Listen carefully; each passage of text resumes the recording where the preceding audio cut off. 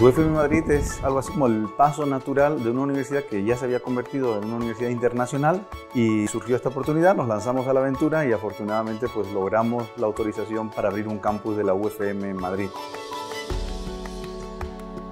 UFM Madrid nace con varios objetivos: convertirnos en un centro de emprendimiento y de innovación dentro de lo que es un centro universitario, desarrollando humanidades, desarrollando ideas de libertad, pero focalizados en el emprendimiento. UFM Madrid aspira a tener programas distintos a los que hay actualmente en Madrid y en Europa, programas donde la metodología de aprendizaje fomente esa emprendeduría. La UFM se vuelve global. Las carreras globales aseguran haber tenido experiencias por lo menos en 3 geografías diferentes. Es un menú muy importante de opciones que le va a permitir al estudiante, dentro de un mismo título, tener todas estas experiencias ya incluidas y empacadas, y a eso es a lo que le estamos llamando ser globales. Aquí es donde nuestros alumnos desarrollan sus proyectos de emprendimiento, donde aprenden a desarrollar proyectos y donde aprenden a resolver proyectos. La ventaja que yo veo de estudiar en UFM Madrid te asegura que las clases de verdad son con excelencia, los profesores muy profesionales. Aquí en Madrid, académicamente, la UFM me ha dado las herramientas para poder hacer mi red de contactos. La experiencia la verdad que ha sido increíble. Que pase adelante todo aquel que ama la libertad, ¿sí? Esa fue la frase con la que Muso invitó a muchas personas a sumarse al proyecto, y es la frase que hoy en día seguimos teniendo para animar a que los estudiantes y los profesores se unan a este gran proyecto que es la Universidad Francisco Marroquín.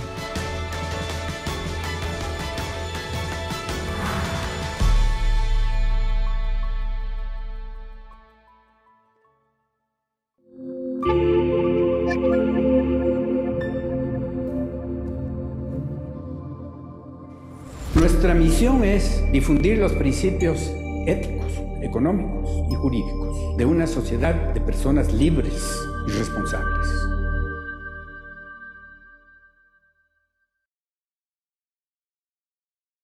Buenas tardes y bienvenidos a la Universidad Francisco Marroquín, desde su sede en España y a UFM Talks Madrid. Mi nombre es Arturo Fabra, director de la UFM Madrid. Como comentábamos ayer, estamos realizando una serie de entrevistas con profesionales y personajes relacionados con la UFM, que contarán su viaje personal y cómo han llegado a ser quienes son.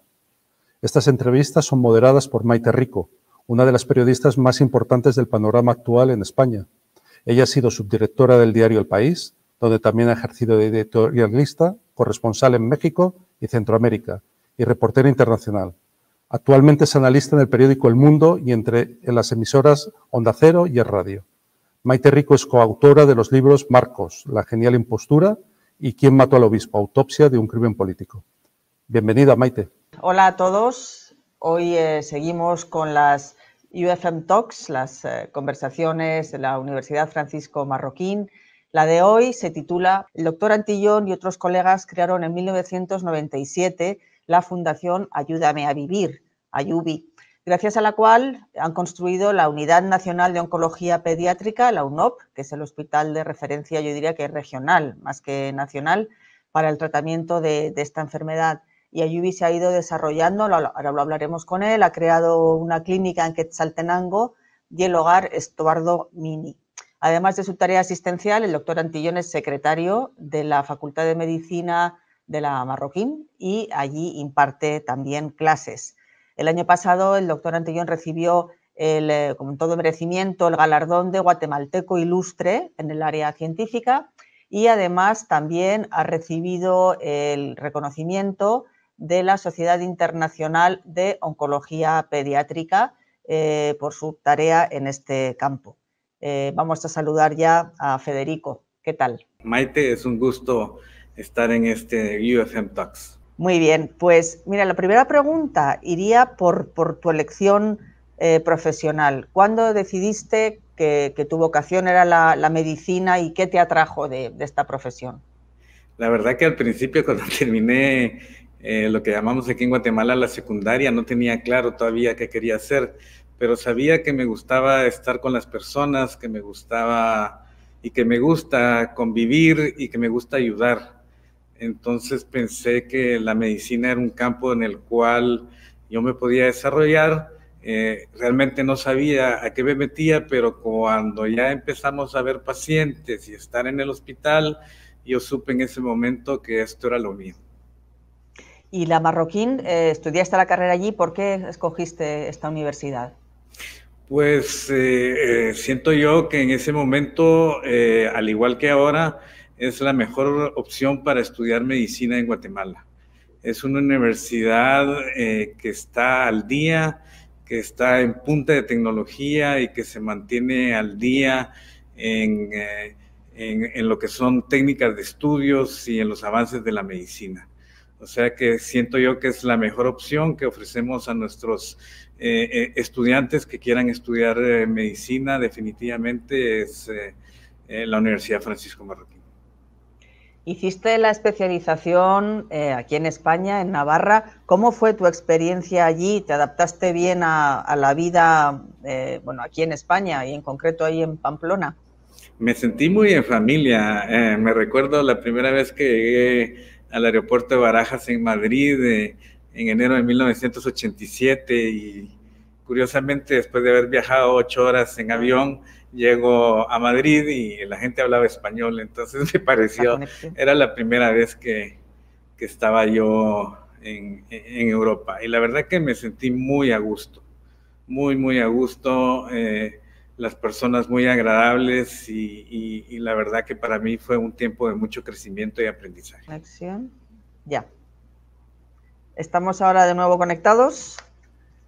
Sí. Si me oyes, es el problema en fin, de tener que entrevistarnos así, pero bueno, no queda más remedio. No, te preguntaba que cómo te habías adaptado a Pamplona, a la vida en España y a aquella universidad.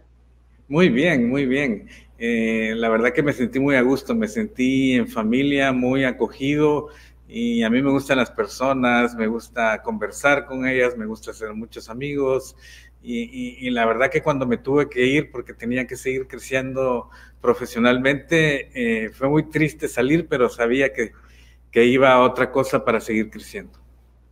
¿Fue en Navarra donde te decantaste por la oncología pediátrica o ya tenías interés en esta rama de la medicina desde antes? No, mi interés inicial era pediatría porque me gustan mucho los niños.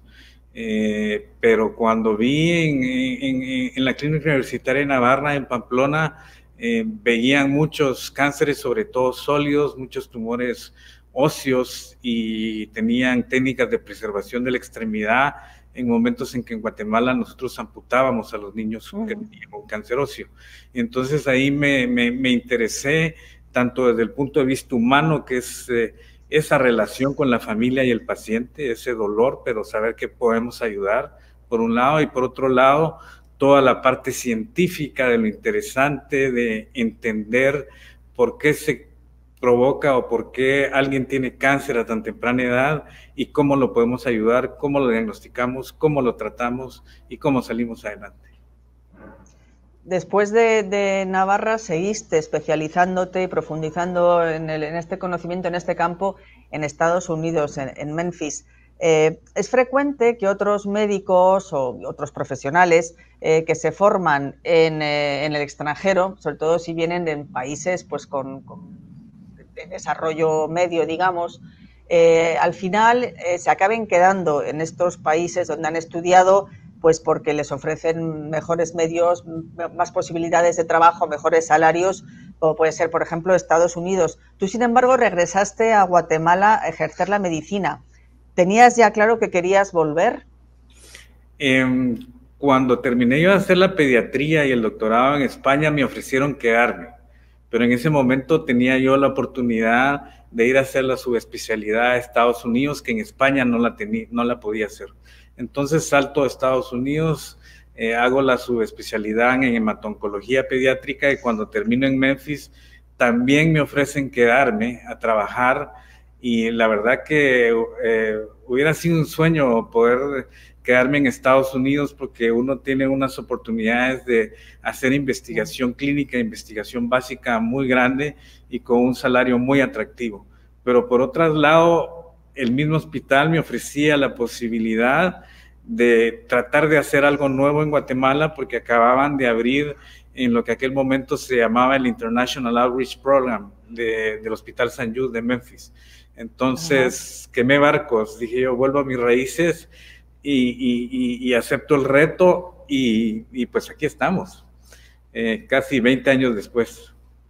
Antes de seguir con Federico, quiero recordar a la audiencia que podéis hacer vuestras propias preguntas, dejarlas pues en Facebook para que yo las transmita al doctor Antillón. Entonces os animo a participar en esta charla. Has hablado, sí, han pasado 20 años y hay datos impactantes, ¿no? En estos 20 años, por ejemplo, en el año 2000, en Guatemala solo sobrevivían al cáncer 2 niños de cada 10. Hoy, 20 años después, sobreviven 7 de cada 10. ¿Qué ha pasado y qué papel ha desempeñado en este avance pues, la Fundación Ayubi y la Unidad Nacional de Oncología Pediátrica? Pues cuando regresamos necesitábamos tener un hospital para tratar niños y adolescentes con cáncer en Guatemala y necesitamos que este hospital mantuviera sus puertas abiertas. Se nos ocurrió tropicalizar la idea de tener una fundación, al igual que tiene St. Jude en los Estados Unidos, para financiar este proyecto, y es así como nace en aquel momento Fundación Ayúdame a Vivir, hoy conocida como Ayubi, en Guatemala en mayo de 1997. Y logramos, conjuntamente con el esfuerzo de los fundadores de Ayubi, abrir las puertas de la Unidad Nacional de Oncología Pediátrica en abril del año 2000 y cambiar la realidad del país. El tratamiento es gratuito para los niños y adolescentes con cáncer menores de 18 años en Guatemala, gracias a la recaudación y al apoyo de la empresa privada, y también pues parte de los fondos provienen de nuestros impuestos a través del Ministerio de Salud de Guatemala. Así hemos logrado pues darle una oportunidad de vida a todos estos niños y adolescentes con cáncer de Guatemala. ¿Es para niños sin recursos o para niños de toda clase de familias? Para toda clase de familias. ¿La gente más acomodada paga algo para contribuir o no? ¿Todo es gratuito para todos? Todo es gratuito para todos. Pero la verdad, más o menos el 95% de nuestros pacientes es de familia de muy escasos recursos que tienen unos ingresos mensuales menores a los 200 euros por mes. Y sería imposible para ellos pagar estos tratamientos. Y el otro arco de Paul, son carísimos, son muy caros. La gente que tiene más poder adquisitivo finalmente se enamora del proyecto y se involucran en Ayubi, se involucran en UNOP y nos ayudan a captar más fondos para mantener el hospital abierto. He estado leyendo sobre Ayubi, la verdad es que los logros son impresionantes. La atención que ofrecen es integral, o sea, no solamente es la terapia para el cáncer, sino que además hay apoyo psicológico, hay formación de padres, nutrición, clínica dental. ¿Hay algo parecido, no te digo ya en Centroamérica, pero en América Latina?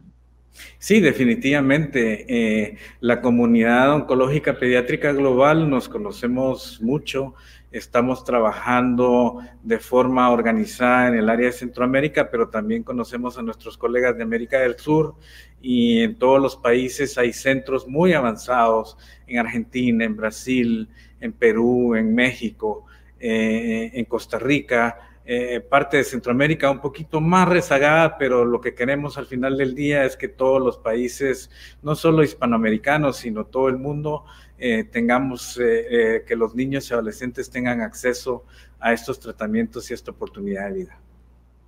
Una de las cosas que más me ha impactado ha sido el hogar Estuardo Mini, donde se acogen a niños que ya no tienen posibilidad de curarse. Entonces se les da acompañamiento a ellos y a las familias, pues para que, digamos, el desenlace, este paso, pues, digamos, tremendo, pues lo hagan con apoyo psicológico y un ambiente, pues, de calidez y de paz. ¿De dónde surgió la idea de este hogar? Pues la verdad que en oncología, lamentablemente, todavía no podemos curar a todos nuestros pacientes. Y Guatemala no es la excepción. Todavía no hemos llegado a los niveles de tasas de curación que se tienen en países desarrollados, en Europa, en Estados Unidos, en Canadá, en Japón, que es alrededor del 85 a 90%, y entonces este 30% de pacientes que no logramos curar, tampoco los abandonamos, los acompañamos en un apoyo emocional, en un apoyo espiritual, en un manejo del dolor, y una vez el paciente fallece, pues acompañamos a sus familias en este duelo. Y tenemos pues la grata experiencia que muchas de estas familias, que inclusive que han perdido a sus hijos, siguen el proyecto ayudando a la fundación para que otros niños pues, tengan acceso al tratamiento curativo y, si no es posible, pues al tratamiento paliativo. Eso te iba a preguntar, ¿hay también labor de voluntariado en la fundación? Definitivamente tenemos una labor de voluntariado muy fuerte. Los voluntarios son entrenados especialmente para saber enfrentar estas situaciones, y se les pide que donen por lo menos 6 meses de su tiempo para que sea un voluntario, pues que tenga continuidad en el proyecto y pueda dar mejor su servicio, y la verdad que también para ellos es una labor que les enriquece mucho. ¿Y qué vínculos hay? ¿Hay algún vínculo, puesto que tú eres profesor y secretario de la Facultad de Medicina de la Marroquín, algún vínculo orgánico entre la facultad y la fundación y los hospitales? Definitivamente, cuando yo regreso a Guatemala, pues me pongo en contacto, bueno, desde que estuve en España, desde que estuve en Estados Unidos, mantuve en ese momento contacto con el doctor Herrera Gerandi, que fue el primer decano de la Facultad de Medicina. Le escribía, teníamos correspondencia personal y le iba contando de mis avances y de mis planes. Cuando regreso a Guatemala, soy invitado a ser parte de los profesores invitados del área de pediatría. Posteriormente surge la oportunidad de que tenemos un déficit de especialistas en hematoncología pediátrica, no solo en Guatemala, sino en toda Centroamérica, y fundamos el posgrado de hematoncología pediátrica, que es avalado por la Facultad de Medicina desde el año 2003. Y desde entonces hemos formado a más de 35 profesionales de la región, que van desde Guatemala a Panamá, Haití, República Dominicana, Ecuador y Bolivia, y de todos los centroamericanos el 100% están de vuelta en sus países trabajando en hematoncología pediátrica, y hoy por hoy son más del 50% de los hematólogos oncólogos del área de Centroamérica son formados en la Unidad Nacional de Oncología Pediátrica, en este programa conjunto con la Facultad de Medicina de la Universidad Francisco Marroquín y el Hospital San Jude, que también nos apadrina en este sentido. En 2004 he visto que realizaste un máster de gestión sanitaria, te metiste más en el área de la administración, en un máster que ofrecía la Universidad de Tulane y el Instituto Centroamericano de Administración de Empresas. ¿Por qué lo hiciste? ¿Tenía que ver con el trabajo de la UNOPS o tenía algo que ver con este proyecto? Tenía que ver con el trabajo del UNOPS, porque al estar en una posición de liderazgo tenía que tomar decisiones administrativas. Entonces yo carecía de estas herramientas, entonces me pareció una buena idea en aquel momento hacer la maestría, y la verdad que me ha ayudado mucho a tomar decisiones estratégicas para el proyecto. Yo insisto a nuestros oyentes que pueden hacer preguntas. Yo voy a seguir hasta que termine esto, pero bueno, si alguien quiere preguntar algo, que lo haga. Yo lo transmitiré con todo gusto. Querría que habláramos de la situación sanitaria de Guatemala, más allá del campo de la oncología. Aunque ha mejorado, sigue habiendo carencias en la cobertura básica de salud. Yo tengo aquí anotado sobre todo el área de salud materno-infantil, enfermedades transmisibles, carencias nutricionales. ¿Son estos los principales desafíos o hay algún otro? Bueno, la verdad que sí. Desafíos urgentes tenemos la malnutrición aguda y crónica, que es endémica, a pesar de que el país cuenta con una riqueza natural y una riqueza agroindustrial realmente grande. Entonces sí tenemos ese flagelo en Guatemala, de tal manera que el 50% de los niños con cáncer que llegan a la unidad llegan con algún grado de malnutrición moderada o severa, lo cual nos hace otro reto para la hora de aplicar los tratamientos. Definitivamente, a pesar de que la mortalidad infantil ha ido disminuyendo, todavía es alrededor de 20 por cada 1000 nacidos vivos, cuando en países mucho más desarrollados es alrededor de 7 por cada 1000 nacidos vivos, o inclusive menos.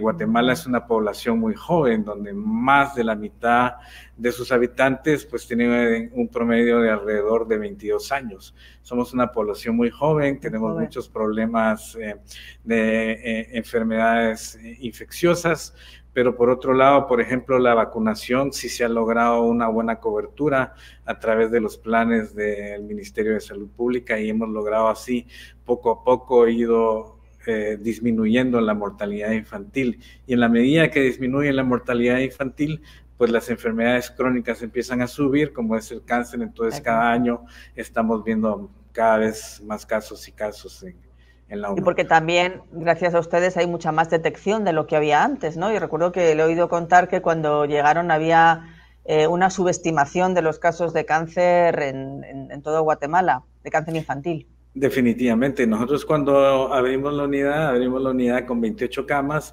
y ese año fue el primer año que superamos los 100 casos de niños con cáncer. Hoy, el año pasado, superamos los 500 casos y este año va a ser igual. O sea que hemos ido aumentando la cobertura. ¿Y cómo puede mejorarse la sanidad pública? ¿Hace falta más inversión? Porque los datos que yo tengo aquí, por ejemplo, es que Guatemala dedica a la salud el 2,8% del PIB, que está por detrás de otros países de la región centroamericana. El que menos es Honduras, con un 3,15%.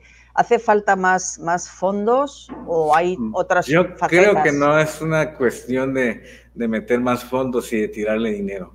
Es cómo se manejan los fondos y de dónde se obtienen los fondos y quién maneja los fondos.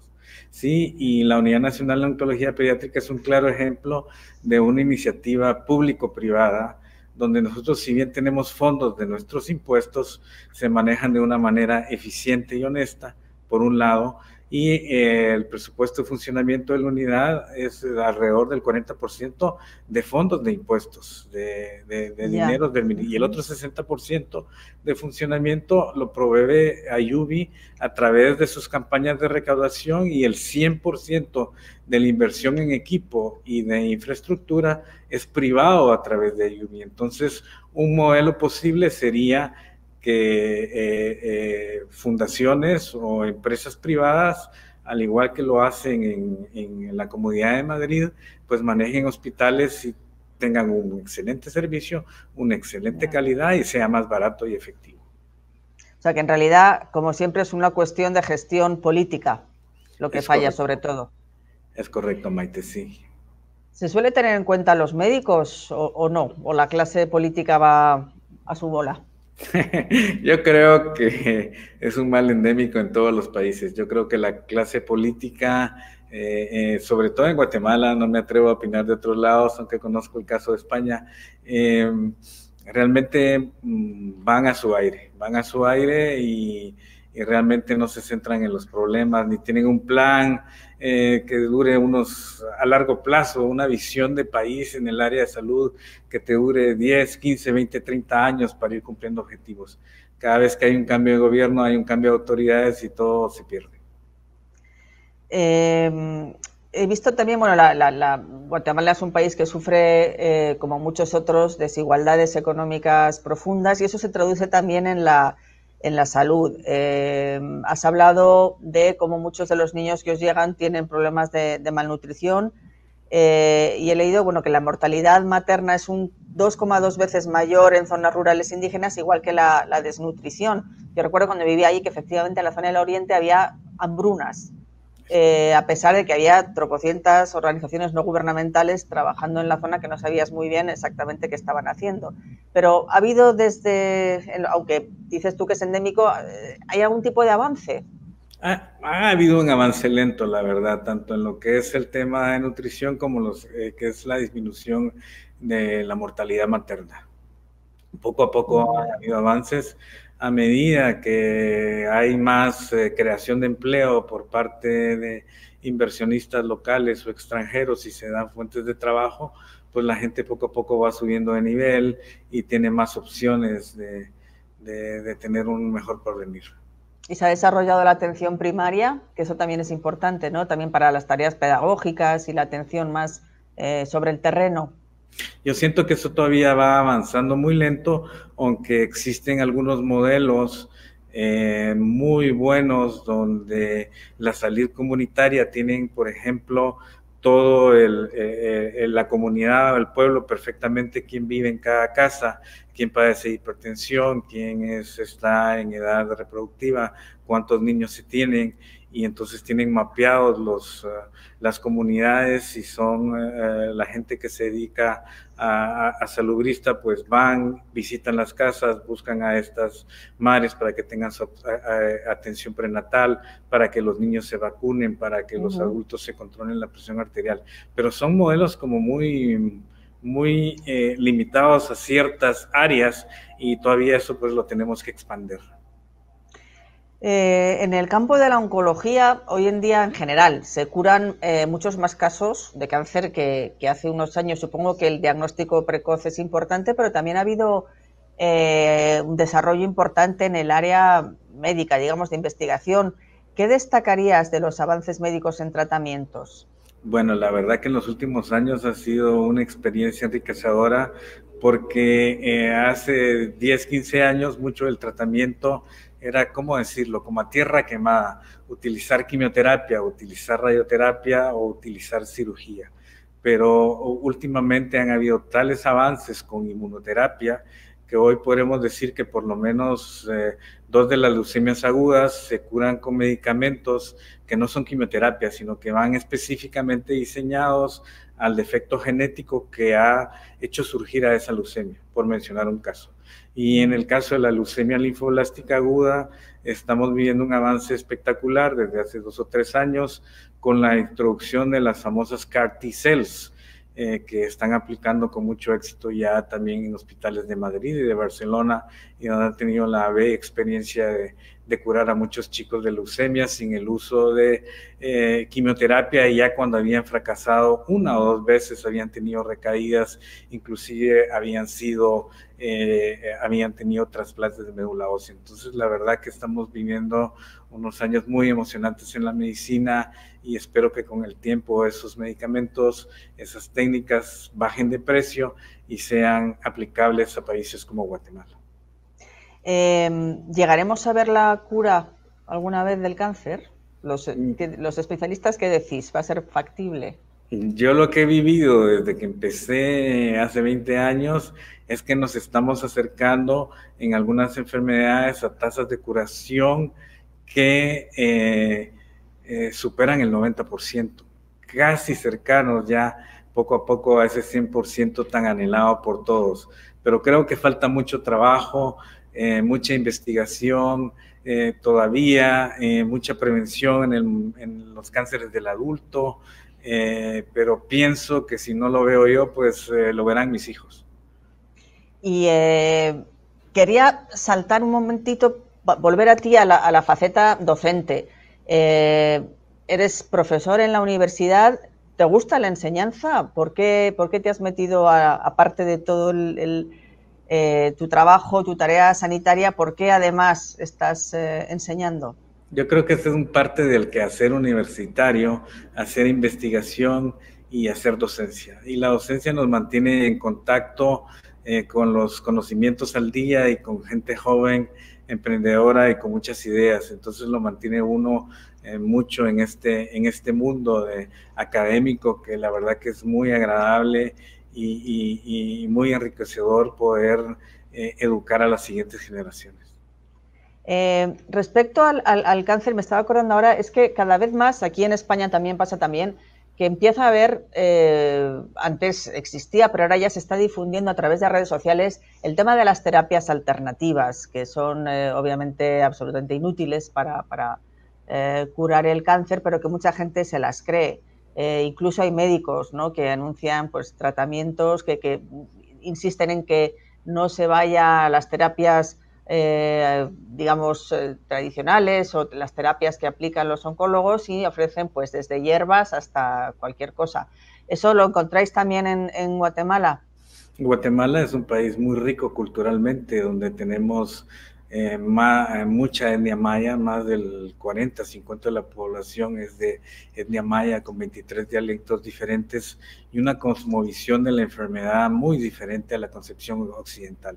Entonces, definitivamente sí tenemos terapia alternativa y nosotros lo que hacemos es tratar en la medida de lo posible, respetar estas creencias religiosas, estas creencias culturales, siempre y cuando no interfieran con el tratamiento que nosotros estamos aplicando.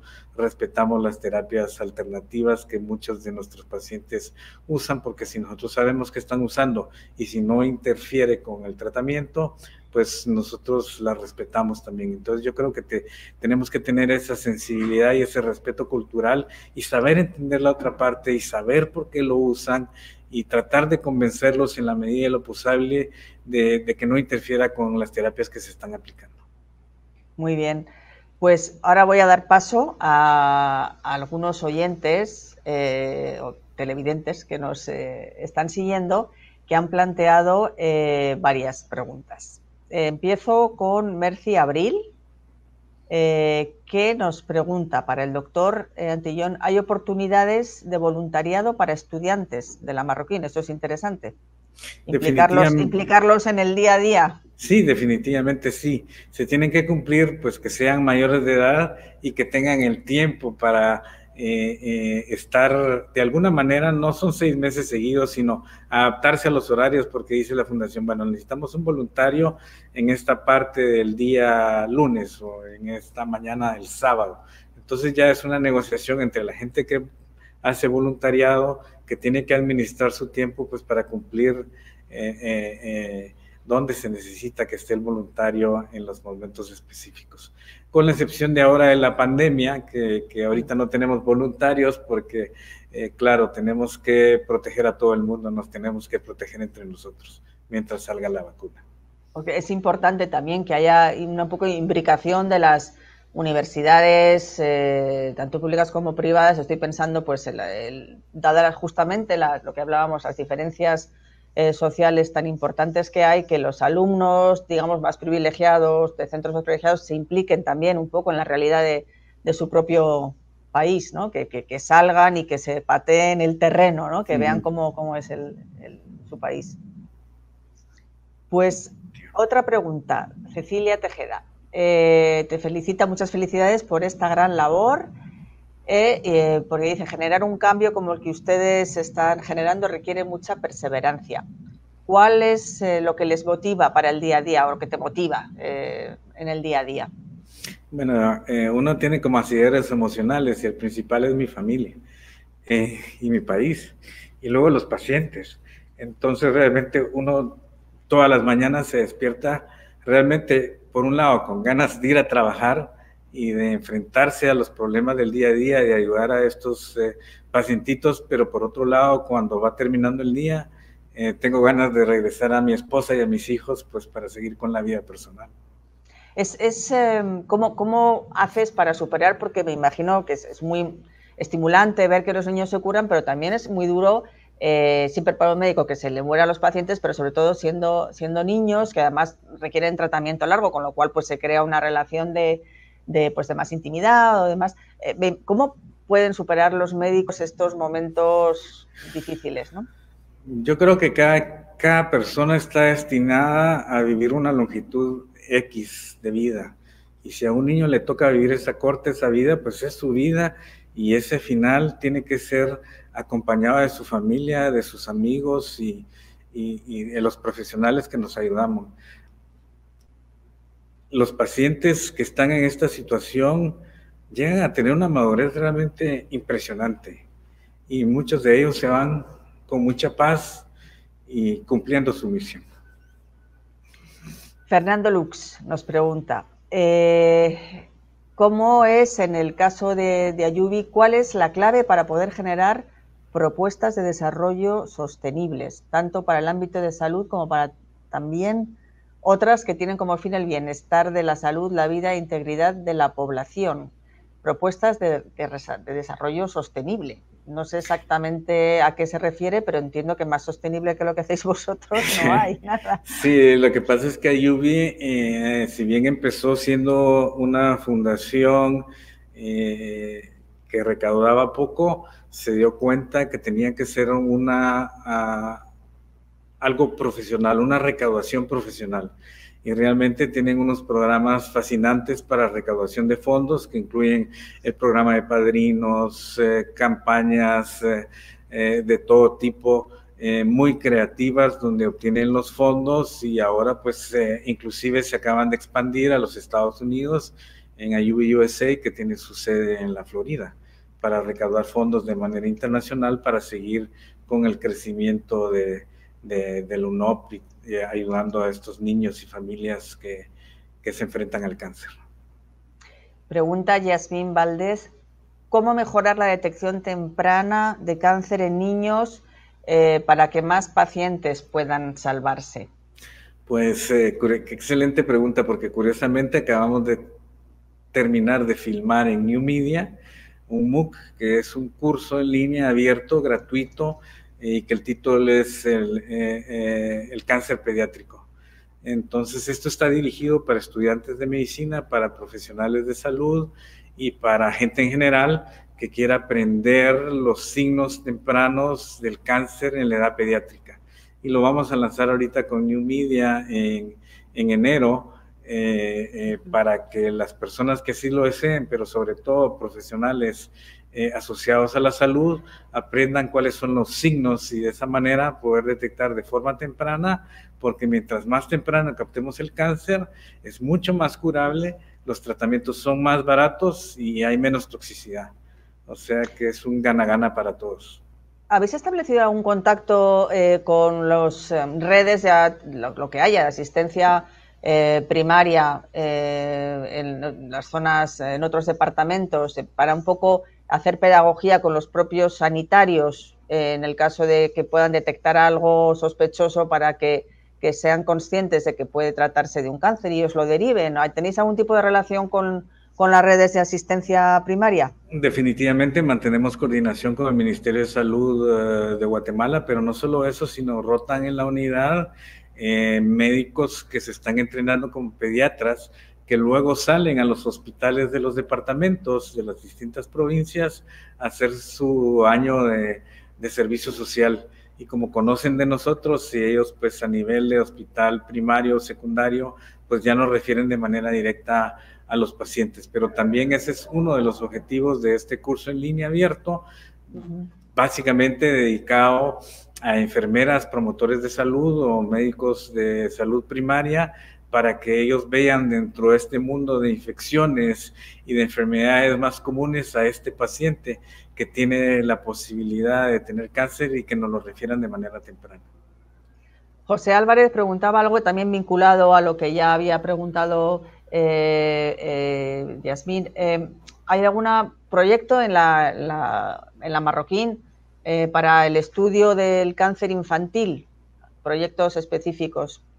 Nosotros, no tanto como la universidad, en parte la unidad tiene su línea de investigación en nutrición y cáncer, en biología molecular del cáncer, pero las personas que se están entrenando con nosotros en el posgrado están obligados a hacer investigación y a sacar 1 o 2 publicaciones antes de que se gradúen, y entonces pues así estamos estimulando la parte de investigación que nos corresponde a todos los médicos, y que cuando regresen a sus países puedan seguir también partes de investigación, porque haciéndonos preguntas es como aprendemos. Y Arturo Fabra nos pregunta, ¿qué impacto está teniendo la pandemia en la detección y el tratamiento del cáncer? ¿Cómo os ha afectado en vuestras actividades la pandemia? Pues desde que empezó el primer caso en Guatemala el 13 de marzo, nosotros hemos diagnosticado a 175 niños con cáncer con COVID, porque a todo paciente que ingresa para quimioterapia, para cirugía o paciente nuevo, nosotros le hisopamos y hacemos el hisopado de PCR.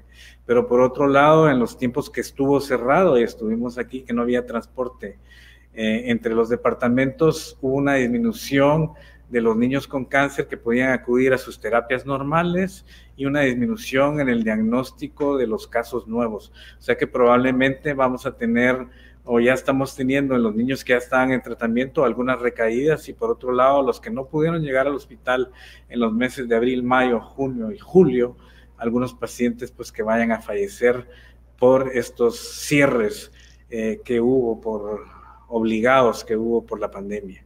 Pero ya a partir de septiembre ya la consulta externa ya básicamente se recuperó, al igual que los diagnósticos nuevos.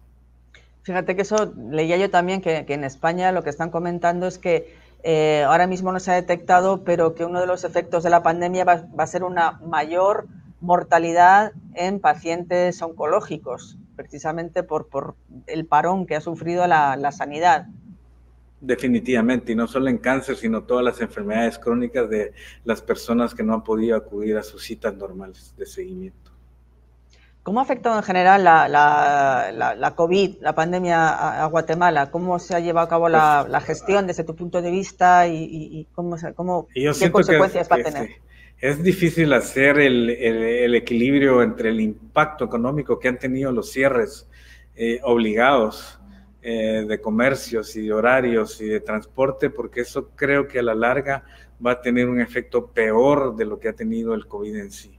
Porque tenemos ejemplos como Uruguay, o tenemos ejemplos como Taiwán, que es poco conocido, que utilizando medidas de distanciamiento físico, lavado de manos, uso de mascarillas, de una manera disciplinada por parte de la fundación, pienso yo que quizás hubieran sido necesarios todos los cierres cuando uno ve ejemplos como esos.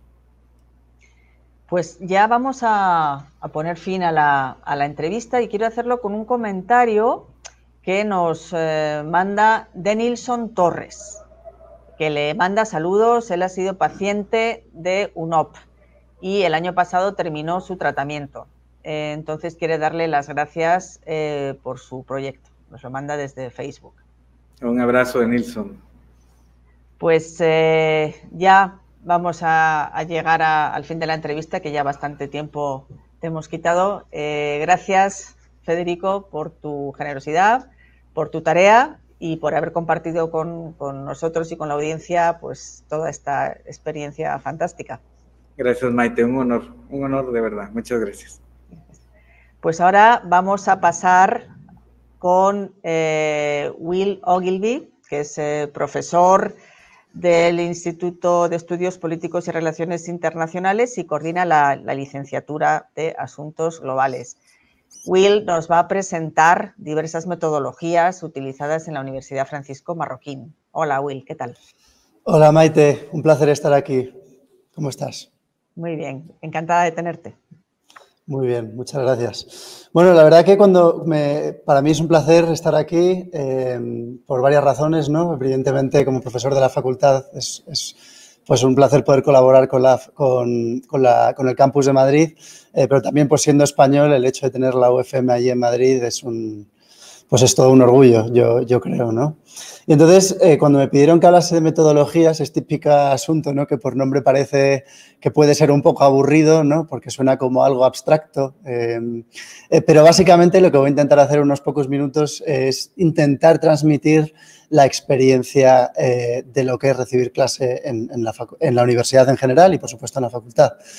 Hablo de mi experiencia, ¿no? Y otros profesores pueden tener distintos estilos y acercamientos hacia la metodología docente.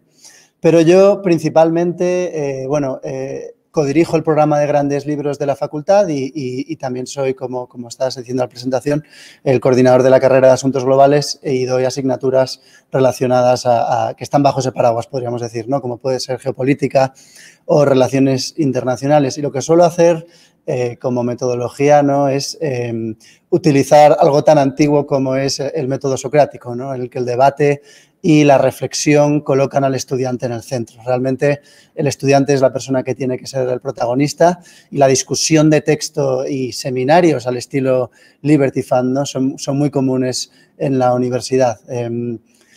¿Cómo se implementa la metodología? ¿No? Pues dando una respuesta gallega, ¿no? A mí mismo, la verdad es que depende. Y sobre todo en este año en el que hemos tenido pues el coronavirus, por supuesto, y ha habido el gran reto de pasar a todo online, una de las grandes cuestiones que hemos tenido que resolver ha sido pues cómo hacer, ¿no?, con estos alumnos que se pasan ahora el día pegado a la pantalla para recibir clases. Si a eso le sumamos el tiempo que pasan en los teléfonos móviles, ¿no?, en redes sociales o en otras cosas, pues cómo hacer que sea atractivo, ¿no? Y utilizando metodologías que uno aprende con el Departamento de Formación Continua de la universidad, que es una auténtica maravilla, que están todo el rato ayudándonos, ¿no?, con distintas aplicaciones y metodologías que son disruptoras, pues adaptar lo clásico y lo que funciona a lo que se necesita hoy, ¿no?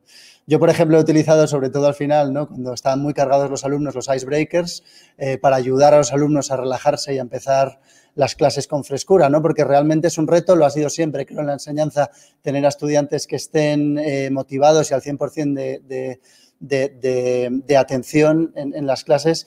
Pues es un reto que siempre ha habido, pero ahora con todo el tema del coronavirus, pues desde luego que ha sido un reto sumado. Con lo cual, todo comienza con una gran selección de textos que sean disruptores, que sean polémicos, que sean divertidos, para luego comenzar a sacar las ideas claves, ¿no?, que tienen todos estos textos. Los ponemos bajo crítica, los discutimos en alto, entendemos distintas perspectivas. A mí es una cosa que me encanta porque yo vengo con unas ideas, mis propios apuntes, pero un alumno me dice, pues yo he entendido una cosa totalmente distinta. Y yo, pues yo no lo había leído así, ¿no? Y es una de las, yo creo que casi toda, ¿no?, la UFM es muy especializada en ciencias sociales en general y en otras ciencias, por supuesto, pero aprender a ver las cosas desde una distinta perspectiva creo que es algo súper importante, ¿no? Y creo que una de las maravillas del método es que los alumnos aprenden a leer críticamente, que debe de ser, en mi opinión, uno de los pilares de una buena educación. Porque la metodología les enseña a pensar, a organizar sus ideas, a sintetizarlas, a leer de manera crítica, a aprender a expresarse con fluidez y persuasión, ¿no? Creo que todas estas cosas cada vez más las demandan el mercado laboral y las empresas a las que van todos los alumnos, ¿no? Y la verdad que me gustaría, Maite, también comenzar contando un poco mi experiencia, ¿no? Porque yo estudié en Madrid y en Santiago de Compostela, y no diré los nombres de las universidades en Madrid, en Santiago es más difícil no hacerlo, pero yo me acuerdo de ser alumno y que en la mayoría de mis clases pues llegaban, nos sentábamos 40 alumnos y un profesor se dedicaba básicamente a pasar diapositivas, ¿no? Y nunca olvidaré la mala experiencia que fue esto, porque era realmente terrorífico. Gracias a Dios, yo ya era de la generación del smartphone y era lo único que te libraba de esta tortura de llegar a una clase en la que solo estás anotando y copiando diapositivas, ¿no? Con lo cual, tuve profesores que ya utilizaban método más parecido al socrático también y nunca olvidaré, ¿no?, la distinta manera que hay de aprender de una cosa con la otra. Y creo que otro valor absolutamente diferencial, tanto desde luego de la facultad, pero la universidad en general, ¿no?, es decir, que nosotros simplemente somos pues la Facultad de Ciencia Política y de Relaciones Internacionales, simplemente nosotros como facultad recibimos más de 20 profesores visitantes de media al año. Cuando yo, tenía muchísima suerte, de hecho, la mayoría de las clases que yo di en las universidades nunca tuve profesores visitantes que venían a mi clase, ¿no?, a conferencias o a cosas distintas que ayudaban a ampliar el conocimiento.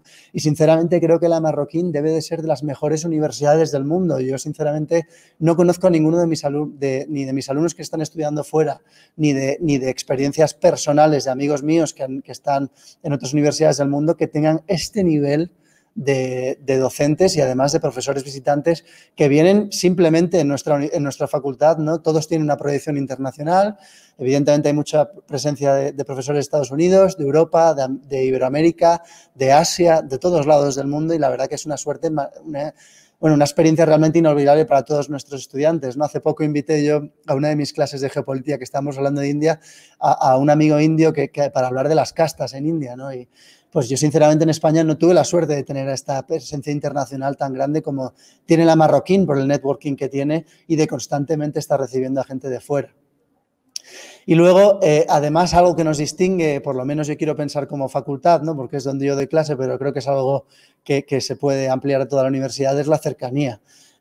Yo, por ejemplo, esto es también algo muy personal, ¿no?, pero yo tengo grupos de WhatsApp con mis alumnos donde nos pasamos memes, artículos interesantes, relevantes a la materia, quedamos para discutir películas que son interesantes. Es decir, creo que el grado de accesibilidad al profesor es tremendísimamente alto, ¿no? Es una cosa que yo no había vivido nada igual hasta llegar. De hecho, me encantaría volver a tener 18 años para hacer exactamente la carrera en la que yo soy profesor ahora, ¿no?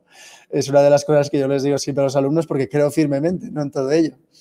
Pero bueno, quizá para finalizar quería recordar, ¿no?, que lo decimos muy a menudo, pero que la misión de la universidad es difundir los principios éticos, jurídicos y económicos de una sociedad de personas libres y responsables, ¿no? Y nosotros, dentro de toda esa misión, como facultad, dentro de esa Casa de la Libertad, que es la UFM, queremos también que florezcan determinadas virtudes intelectuales, ¿no?, en nuestros estudiantes, que deben de ser la curiosidad, por ejemplo, la humildad intelectual y la apertura, que son críticas en cualquier camino profesional que luego vayan a querer coger nuestros estudiantes. En lugar de ofrecer cascadas de información, como decía al principio, que yo experimenté en mi propia formación, ofrecemos a los profesores, ¿no?, a los estudiantes y a todos los involucrados en la experiencia de aprendizaje diversas oportunidades para practicar dichas virtudes junto a la excelencia académica. Así que bueno, sé que ha sido, espero que haber estado a la altura, que no haya sido aburrido, no he querido contar un poco mi experiencia como profesor y también las experiencias que tuve como estudiantes para hablar de la metodología que tenemos en clase. Y por mi parte, nada más, daros las gracias por la invitación. Muchísimas gracias, Maite, y a la UFM de Madrid. Gracias, Will. Bueno, pues ya nos vamos a despedir. Quiero agradeceros el que nos hayáis acompañado. Mañana entrevistaremos a Álvaro Martín en la siguiente UFM Talk y está destinada, o lo vamos a titular, para mentes brillantes. Y ya veréis por qué. Para estar al tanto de las actividades de la universidad, os invito, y la universidad os invita, a que sigáis en Facebook, Instagram y Twitter como @UFM Madrid. Y ya, terminamos por hoy. Gracias y mañana nos volveremos a ver y seguiremos en estas conversaciones. Gracias.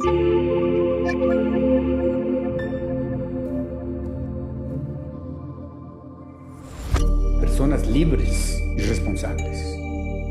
On free market, private property. Ciudadanos defensores de la libertad.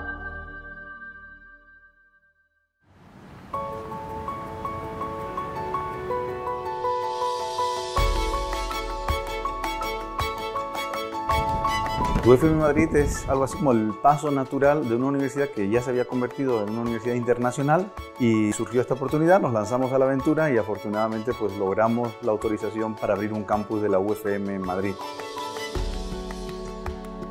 UFM Madrid nace con varios objetivos: convertirnos en un centro de emprendimiento y de innovación dentro de lo que es un centro universitario, desarrollando humanidades, desarrollando ideas de libertad, pero focalizados en el emprendimiento.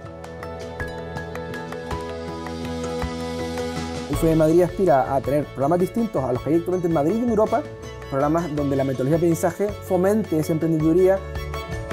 La UFM se vuelve global. Las carreras globales aseguran haber tenido experiencias por lo menos en 3 geografías diferentes. Es un menú muy importante de opciones que le va a permitir al estudiante, dentro de un mismo título, tener todas estas experiencias ya incluidas y empacadas, y a eso es a lo que le estamos llamando ser globales. Aquí es donde nuestros alumnos desarrollan sus proyectos de emprendimiento, donde aprenden a desarrollar proyectos y donde aprenden a resolver proyectos. La ventaja que yo veo de estudiar en UFM Madrid, te asegura que las clases de verdad son con excelencia, los profesores muy profesionales. Aquí en Madrid, académicamente, la UFM me ha dado las herramientas para poder hacer mi red de contactos. La experiencia la verdad que ha sido increíble. Que pase adelante todo aquel que ama la libertad, ¿sí? Esa fue la frase con la que Muso invitó a muchas personas a sumarse al proyecto, y es la frase que hoy en día seguimos teniendo para animar a que los estudiantes y los profesores se unan a este gran proyecto que es la Universidad Francisco Marroquín.